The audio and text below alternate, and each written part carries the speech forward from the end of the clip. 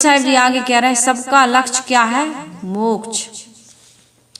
इस अनादिकालीन जगत में, जगती तल में समस्त धार्मिक गुरुजनों ने जीवों के कल्याण का, मोक्ष का मार्ग दिखाया। कल्याण और मोक्ष क्या है? दुखों से मुक्त हो जाना। ये नाना खानियों में देह धारण करना दुख ही तो है। जन्म लिए तो रोते रोते, थोड़े बड़े हुए, घुटनों पर चलने लगे तो बड़ी चोट लगी, कई बार गिरे, कई बार उठे। फिर स्कूल में पढ़ने के लिए भेजा गया तो वहां भी बड़ा टीचर का, मैम का बड़ा डर लगता है बच्चों को। वो जैसा कह दें, जो भी होमवर्क दे दें पूरा करके ले जाना है। बच्चा किसी प्रकार से खेल नहीं सकता है, घूम नहीं सकता है, सो नहीं सकता है जब तक होमवर्क ना हो जाए। बच्चे रोते हैं, मम्मी पापा को कहते मम्मी एक क्वेश्चन का आंसर नहीं मिल रहा है, इसका आप हमको आंसर दिलवाइए, कल हमारा टेस्ट है, यदि हम नहीं लिख पाएंगे, यदि हमको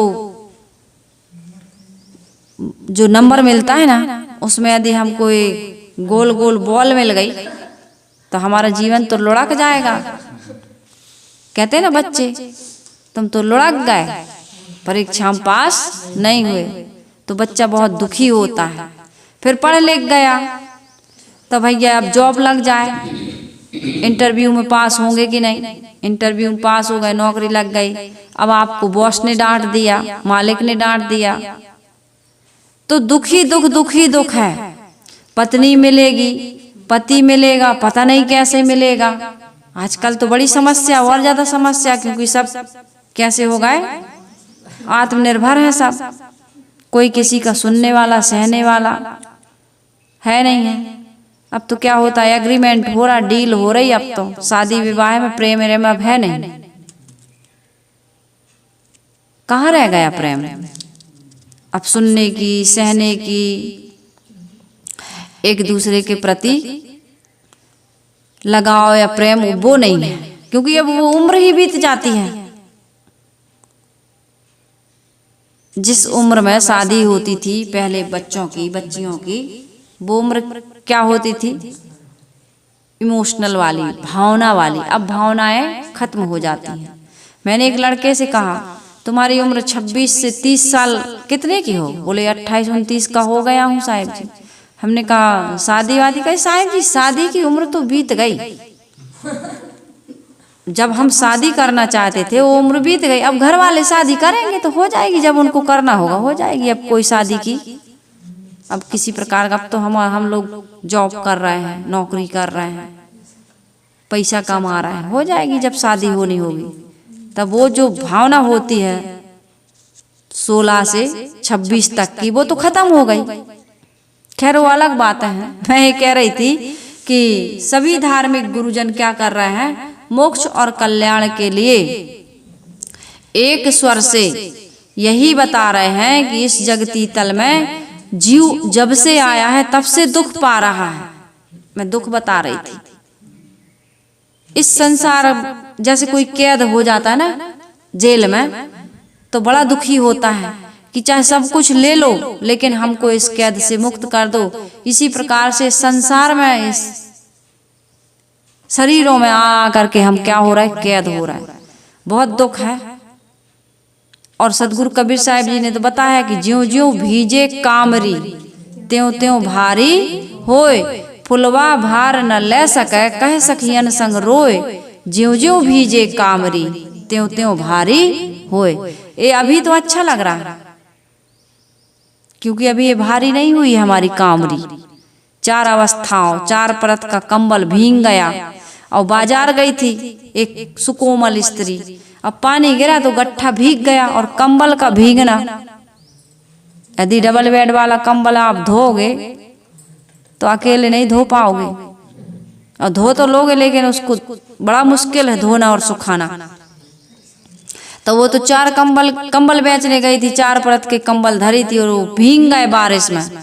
तो सखियों से रो रो करके कह रही है कि ज्यों ज्यों भीजे कामरी, ये कंबल जैसे जैसे भीग रहे हैं त्यों त्यों भारी होए। तो ये 4 अवस्थाओं का ये शरीर जो मिला है हमको, ये बचपन तो ठीक है, जैसे तैसे गुजर जाता है, जवानी भी बड़ी फूल जैसे लगती है, जो चाहो वो कर लो जहाँ चाहो। लेकिन अधेड़ावस्था उसमें भी थोड़ा बल रहता है, लेकिन वृद्धावस्था कितनी आदमी को भार है। और ज्यों ज्यों ये बूढ़ा होता है, ज्यों ज्यों कमजोर होता है, ज्यों ज्यों जीर्ण छीण होता है, त्यों त्यों वो असहाय होता जाता है, दुर्बल हुआ, असहाय होता गया। परसरेऊ जिसको अपने यहाँ भाषा में कहते हैं, पराधीन। ए भैया, ए दीदी, बहनी आ जाओ देखने, हमको पुटार के सो जाओ, हमको गोद में ले लो बहनी, हैं बिटिया, हमको बेटा कोई लेने वाला नहीं। नाती पोता तो छुएंगे नहीं, क्योंकि वो तो परफ्यूम लगाए घूम रहा है।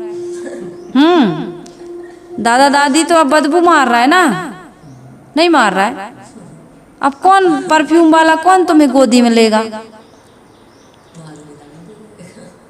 अच्छे अच्छे धनियों के यहाँ, जिन्होंने इतना बड़ा परिवार और मकान और संतान पैदा की बनाया, उनके घर में नौकर सेवा कर रहा है। बहू बेटा नाती पोती, बहू भोजन बना रही है या फिर किटी पार्टी में जा रही है या कुछ भी, उसको तो इतना काम है, नहीं जा रही पार्टी में तो इतना सारा काम है उसके पास, बहू के पास। कितनी कितनी वो सब आजकल समूह बने हुए हैं, समूहों में जा रही हैं।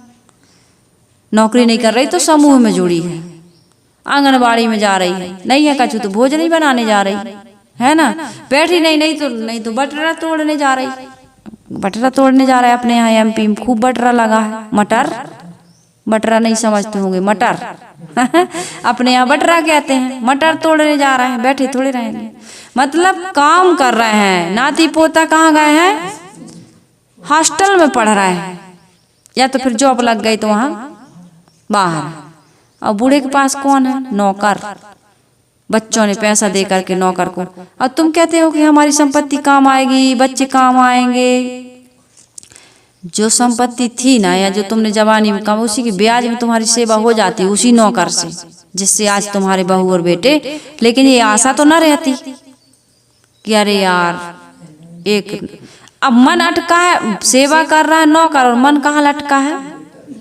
वो बॉम्बे में जो मेरी पोती है, जिसको मैंने खिलाया था, बड़ी प्यारी थी, वो पोता बड़ा एक बार आ जाता, देख लेता, अरे राम राम राम, कोई नहीं है, कोई नहीं है अपना। भजन गाते हो ना, सिया राम रघुनंदन अपना कोई नहीं है। अरे कैसे गाती हो, कैसे गाती हो। कोयलिया बोली रे अमुआ की डार अपनो, हाँ, कोयलिया बोली रे अमुआ की डार अपनो कोई नहीं है रे। अपने यहाँ की भाषा अपना कोई नहीं है रे, गाते ही बजाते बस, मानते नहीं है। यहाँ पर सदगुरु कबीर साहिब जी कह रहे हैं, अनादिकालीन जगती तल पर समस्त धार्मिक गुरुजनों ने जीवों के मोक्ष की मान्यता एक स्वर से की है कि मोक्ष आवश्यक है, परम आवश्यक है। ये मानव जीवन केवल मोक्ष के लिए मिला हुआ है। मानव शरीर कर्म भूमिका है और इसमें मोक्ष की प्राप्ति की जाती है। यहाँ पर साधन धाम मोक्ष कर द्वारा कह करके कबीर साहिब जी ही नहीं, गोस्वामी तुलसीदास जी भी कह रहे हैं कि ये साधन का धाम मोक्ष का दरवाजा है। लेकिन ऐसा विषयी और पामर हो गया है आदमी कि मोक्ष की दुखों से तो छूटना चाहता है, दुखों से छूटना चाहता है। हर जीव का उद्देश्य एक ही है कि हम दुखों से छूट जाएं, इसी को कहते हैं मोक्ष। अब संत गुरुजन उसको मोक्ष कहते हैं और साधारण आदमी कहता है दुखों से छूट जाएं। ये सभी जीव का मुख्य उद्देश्य है। जी में मनुष्य तो क्या है, सुबस है।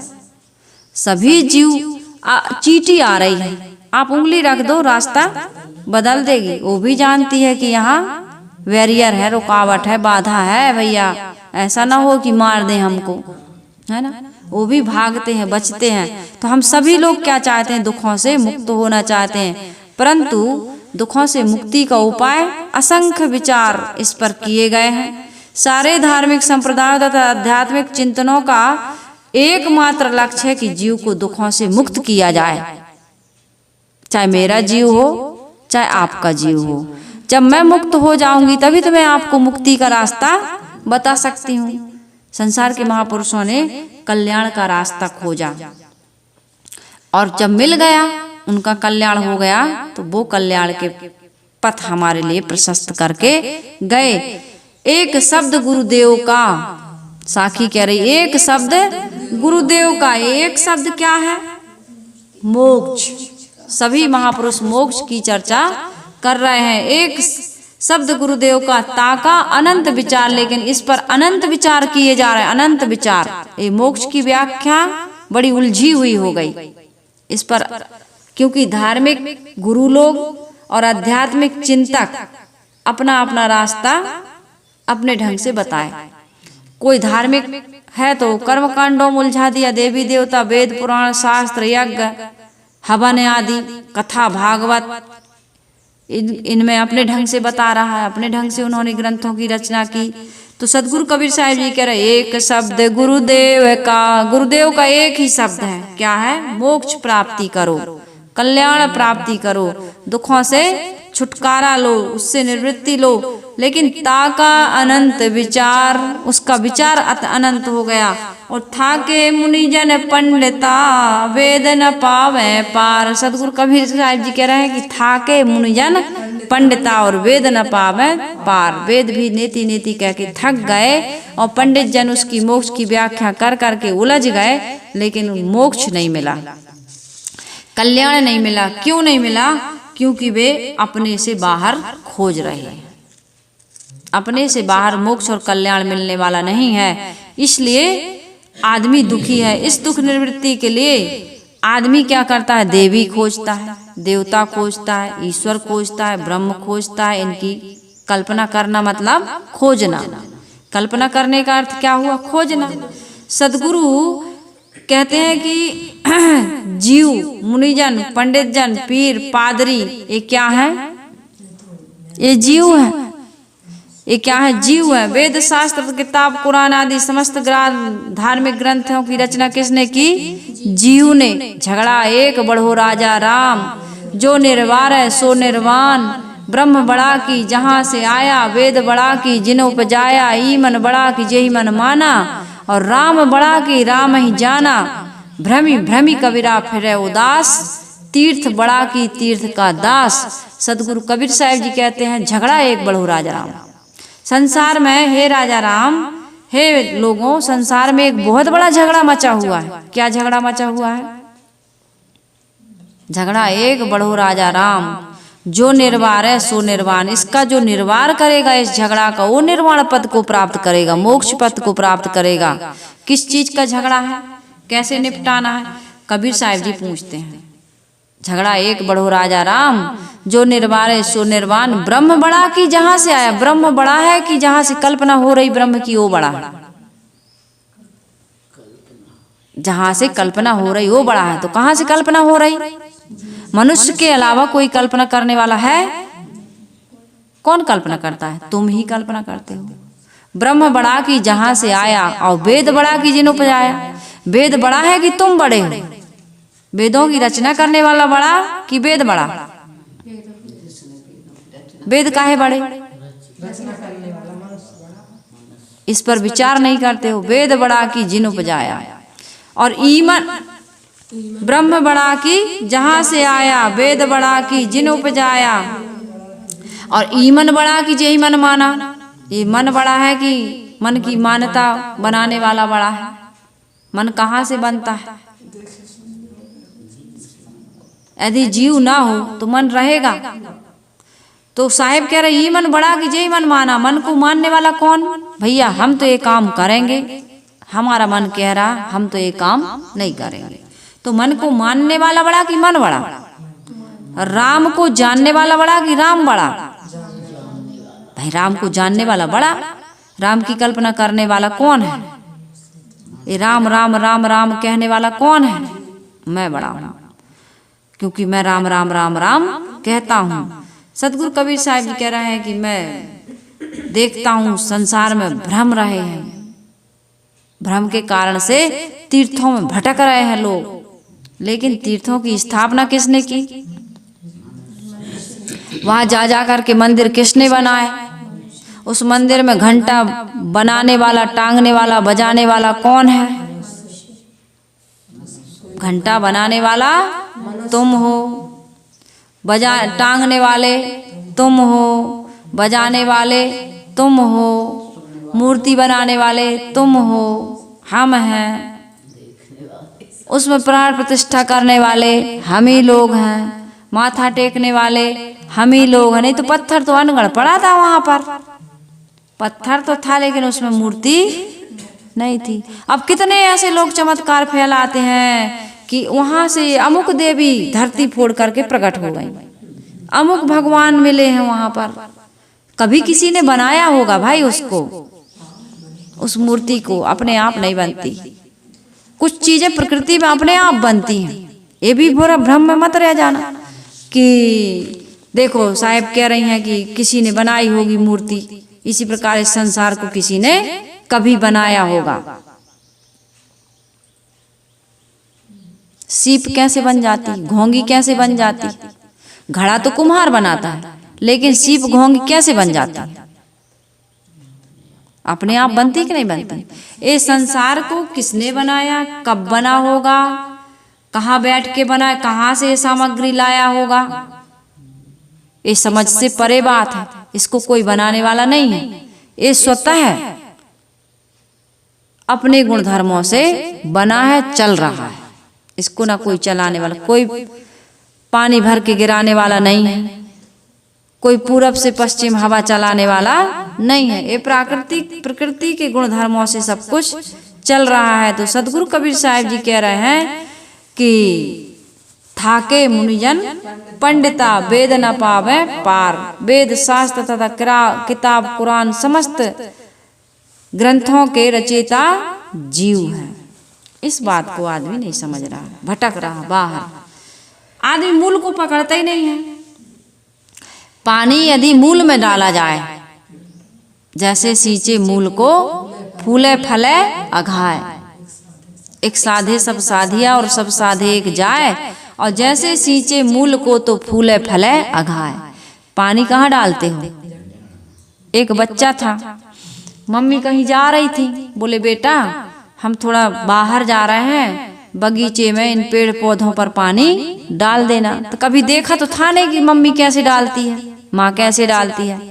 तो क्या किया, एक एक पत्ते पर, डाली डाली पर पानी डाल रहा था। मम्मी कहीं बाहर गई रही होगी, आई आकर के देखी तो सब पेड़ मुरझाए हैं।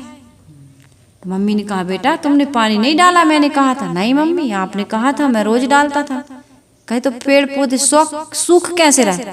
मम्मी यही तो समझ में नहीं आ रहा कि सूख कैसे रहे। मैं तो हर पत्ते पत्ते में पानी डालता हूँ, लेकिन पेड़ पता नहीं क्यों सूख रहा है। मम्मी ने कहा पागल, पत्ता पत्ता पानी नहीं डाला जाता है, इसके मूल में पानी डाला जाता है, जड़ में। तुझे पता नहीं है कि जड़ में पानी डालने से पूरा पेड़ हरा भरा रहता है, फूलता भी है, फलता भी है, और अघा करके उसके फलों का हम सेवन भी करते, खाते भी, दूसरों को भी खिलाते हैं। ये जड़ में पानी डालने से संभव है। इसी प्रकार से आदमी क्या कर रहा है, हम और आप क्या कर रहा है, पत्ते पत्ते में पानी डाल रहा है। हमारी कल्पनाओं के पीछे हम भाग रहा है, लेकिन जहां से कल्पना उठ रही उस मूल को हम समझ नहीं रहे। सतगुरु कबीर साहब जी कहते हैं, मूल गहे ते काम है, ते मत भरम भुलाओ, मन सायर मनसा लहरी, बहे कतहु मत जाओ।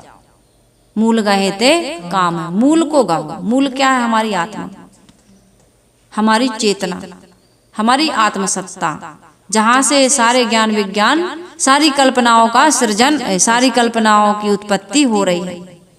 उस मूल को पकड़ो। मूल गहे ते काम है। मूल गहोगे तो कल्याण होगा, मूल गहोगे तो दुखों से निवृत्ति होगी, मूल गहोगे तो नाना खानियों भटकना बंद हो जाएगा, मूल गहोगे तो कर्मों का नाश होगा, और मूल को नहीं गहोगे तो कभी भी दुखों की निवृत्ति होने वाली नहीं है। इसलिए साहिब कहते मूल गहे ते काम ते मत भरम भुलाओ। तुम भरम में भूलो मत कि हमसे अलग कोई ईश्वर है, ब्रह्म है, परमात्मा है, देवी देवता है, कहीं अलग से कल्याण होगा, मोक्ष मिलेगा, या किसी लोकांतर में जा करके मुक्ति हो जाएगी, वहां हम स्थायी निवास हो जाएगा। कहीं कोई लोकांतर नहीं। सारा जड़ पसारा है बाहर, वहां तुम्हारी स्थिति नहीं हो सकती। जड़ का गुणधर्म अलग और तुम्हारा गुणधर्म अलग, तुम उसमें एकदम लीन नहीं हो सकते हो, क्योंकि तुम व्यापक से रहित हो, अंशी नहीं हो, तुम अखंड हो, तुम निर्विकार हो, तुम्हारे अंदर कोई विकार नहीं है। एक तो क्या कह रहे हैं, मूल गहे ते काम है ते मत भरम भुलाओ, मन सायर और मनसा लहरी। मन क्या है, समुद्र है, और मनसा इसमें कल्पनाएं उठने वाली तरंग है। मन सायर मनसा लहरी, लहरी यानी तरंग। मन में, मन समुद्र में नाना प्रकार की कल्पनाएं, इच्छाएं, कामनाएं, चाहनाएं उठ रही, तुम उसमें उन हिलोरों में डूब उतरा रहे हो, तैर रहे हो। तो सदगुरु कबीर साहिब जी यहाँ पर ये बता रहे हैं कि एक शब्द गुरुदेव का ताका अनंत विचार। एक शब्द गुरुदेव का यानी मोक्ष के बारे में सभी धार्मिक संप्रदाय या फिर आध्यात्मिक चिंतक यही कह रहे हैं कि जीव का उद्धार होना चाहिए। जीव का अंतिम लक्ष्य क्या है, दुखों से निवृत्ति, उसकी निवृत्ति होनी चाहिए। क्यों होनी चाहिए, क्योंकि तुम इस स्वतंत्र कर्म भूमिका में आ गए हो, इस प्लेटफॉर्म पर हो, यहाँ से तुम अपने कल्याण का रास्ता चुन सकते हो, कल्याण कर सकते हो। इस पद की तुम्हें प्राप्ति है। ये मानव जीवन कोई ऐसे ही छोटी मोटी चीज थोड़ी है कि कौड़ियों के दाम में तुम इसको, विषय वासना भोगों के निरर्थक क्रियाओं में तुम इसको बिताते रहो। आदमी यही कर रहा है। अब कल मैं गई थी एक शॉप पर, तो जैनी है लड़का, पूर्व परिचित है। जब मैं शुरू इस मार्ग में लगी थी तो उपहास करता था, मजाक उड़ाता था, थोड़ा विनोदी, बहुत बहुत विनोदी स्वभाव का है।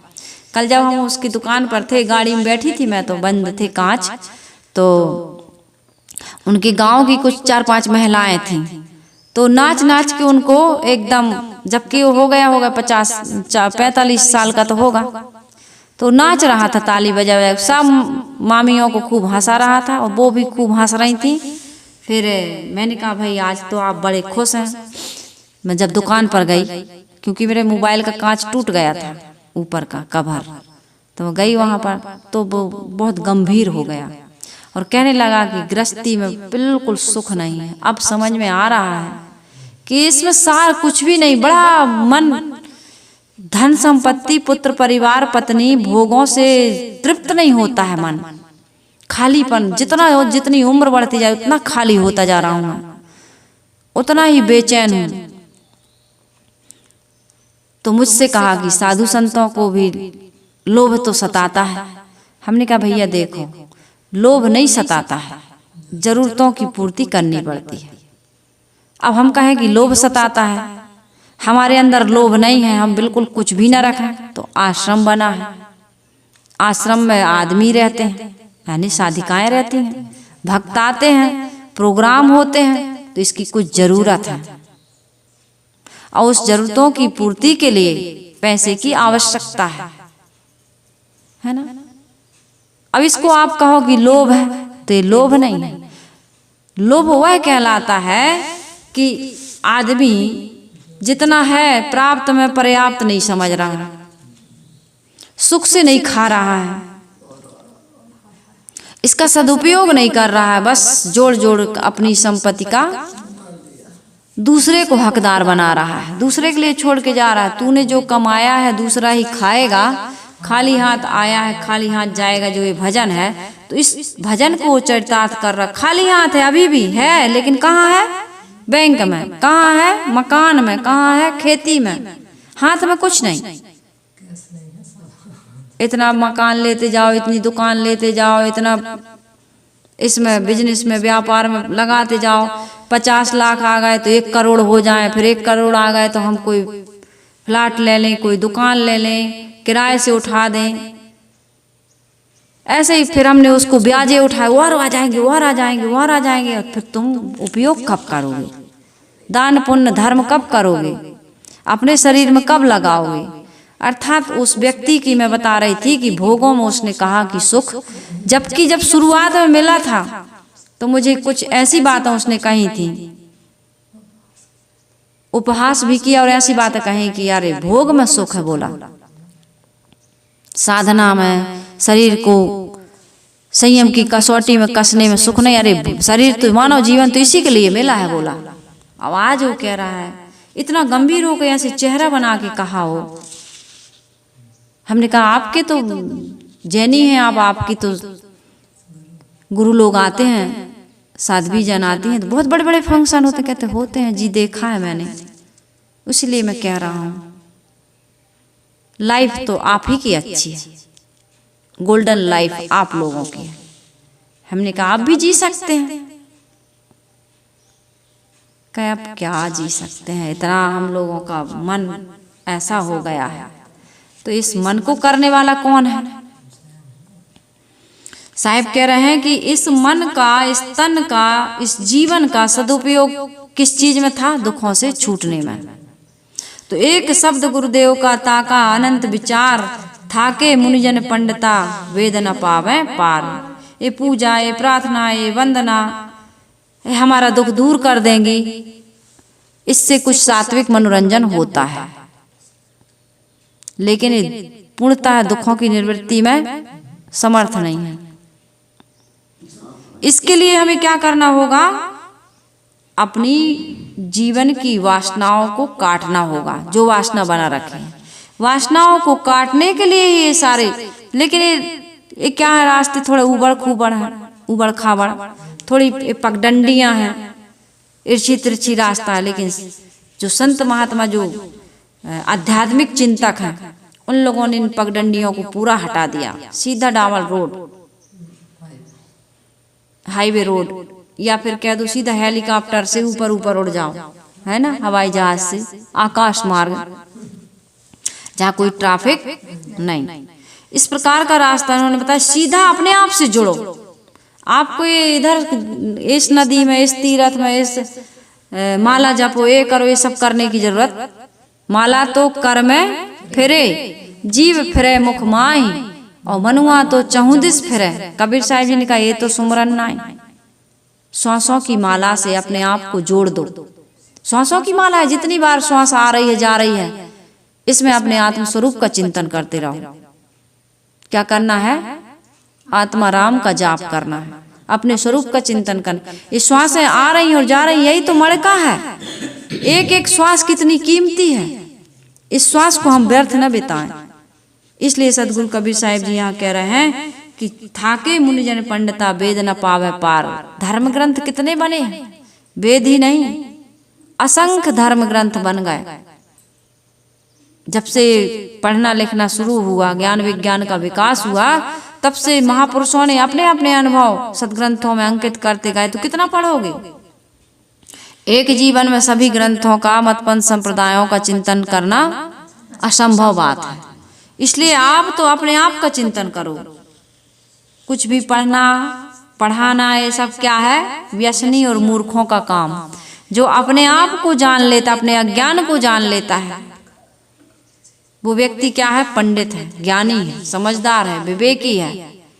इसलिए पटका पाठ काश्चयो चान्ने शास्त्र विचिंत का, सर्वे व्यसन्यो ज्ञानो क्रियावान सा पंडिता। कैसा है? सर्वे व्यसनो मूर्खो क्रियावान सा पंडिता।